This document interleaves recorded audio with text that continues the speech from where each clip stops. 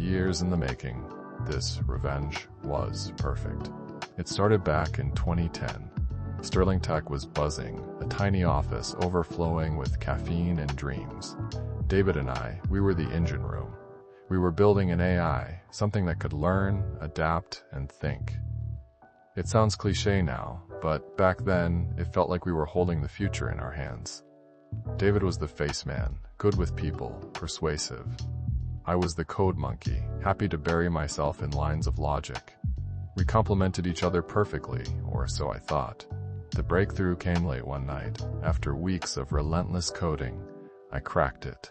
The core algorithm, the part that allowed the AI to truly learn, it just clicked.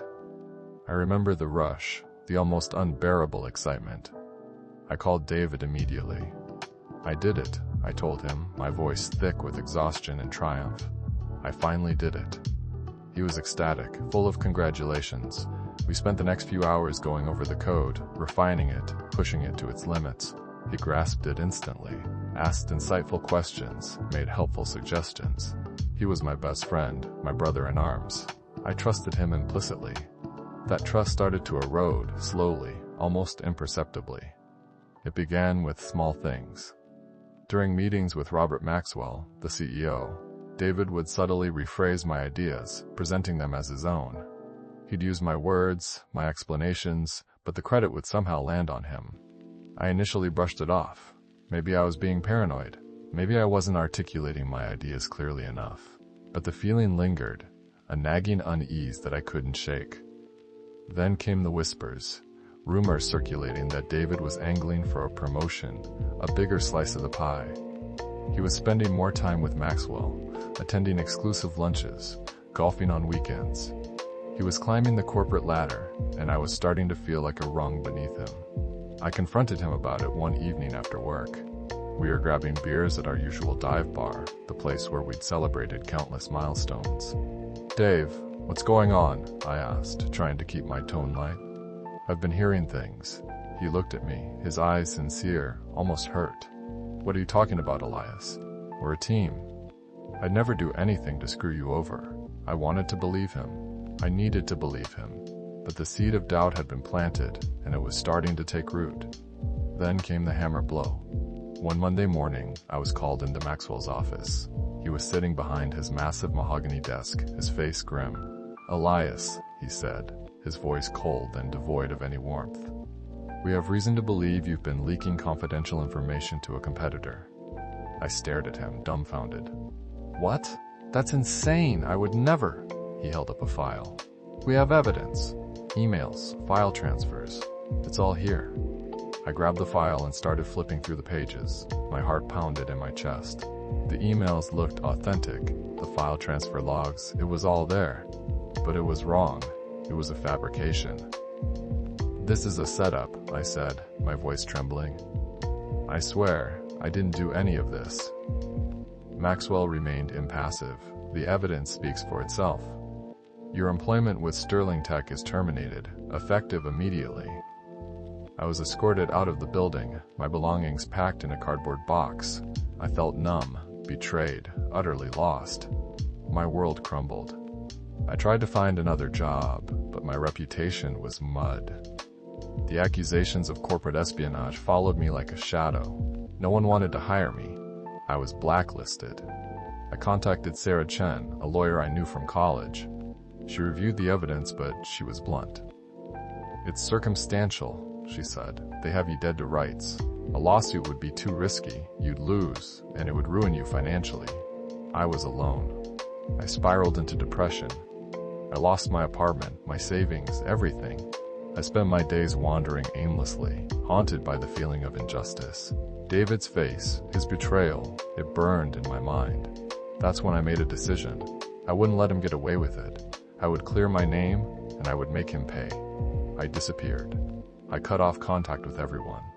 I sold what little I had left and moved to a small, anonymous apartment on the outskirts of the city.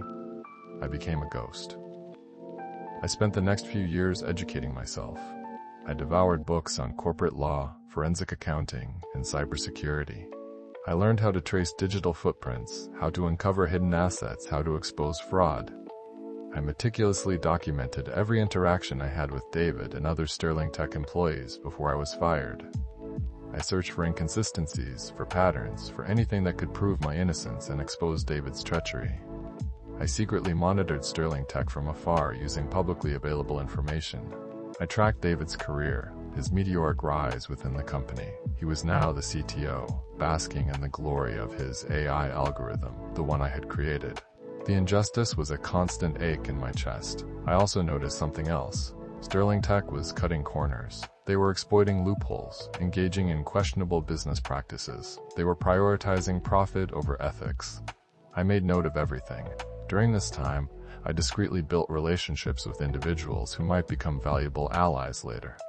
Maria Rodriguez, a junior programmer at Sterling Tech, had witnessed some of the interactions between David and me before my dismissal. She was initially scared to speak up, but I cultivated a relationship with her over the years, offering her encouragement and support. I also began investing, quietly and strategically, in Sterling Tech's competitors. Years passed. The pain of betrayal didn't diminish, but it transformed. It became a cold, hard resolve. I was no longer the naive, trusting programmer I once was. I was a man driven by a single purpose: revenge. Then, in 2023, I resurfaced. I walked back into Sarah Chen's office, a ghost returning from the dead. I placed a stack of files on her desk, files containing years of meticulous research, irrefutable evidence of David's treachery and Sterling Tech's complicity. "This time," I said, my voice calm and steady, "we have a case." Sarah was stunned. She spent days poring over the documents, her eyes widening with each new revelation. "This is incredible," she said finally. "This is damning." We filed a lawsuit against David and Sterling Tech for theft of intellectual property, defamation, and wrongful termination. The legal process began, a long and arduous battle, but I was ready. I also contacted John Peterson, a tech journalist known for his investigative reporting. I leaked him the information I had gathered, and he published a scathing expose of Sterling Tech's unethical practices. The story went viral. Sterling Tech's stock plummeted. David's reputation was destroyed. The company was in crisis. Detective Miller, a skeptical but fair police detective, opened a criminal investigation into David's actions. The pressure was mounting. Maria Rodriguez, emboldened by my actions and the public outcry, finally came forward with her testimony. She corroborated my claims, providing crucial details about David's manipulation and deceit. The case went to trial. The courtroom was packed, the atmosphere electric. I sat across from David, his face pale and drawn. He looked like a cornered animal. The trial was a grueling affair. David and his high-priced lawyers tried to discredit me, to paint me as a disgruntled employee seeking revenge. They tried to suppress the evidence, to bury the truth. But Sarah Chen was relentless. She dissected their arguments, exposed their lies, and presented the evidence in a clear and compelling manner. Witness after witness took the stand, corroborating my claims and revealing further instances of unethical behavior at Sterling Tech. The truth was slowly, inexorably, coming to light. Robert Maxwell, desperate to salvage his company's reputation, tried to distance himself from David, claiming he had no knowledge of his actions. But the evidence was overwhelming. He was complicit. David's carefully constructed facade crumbled. His arrogance, his confidence, it all evaporated. He became a shell of his former self. In the end, the jury found David and Sterling Tech guilty on all counts. I was awarded substantial damages, enough to rebuild my life.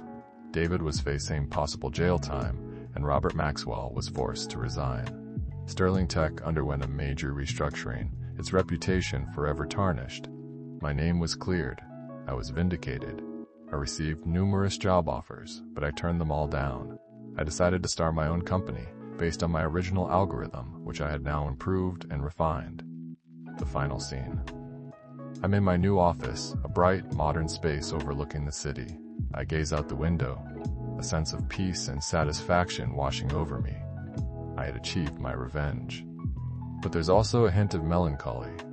The years I spent consumed by vengeance, they're gone forever. The friendship I lost with David, the man I once considered my brother, it can never be recovered. The victory is sweet, but it's also bittersweet. Revenge is a dish best served cold, but it leaves a lingering chill.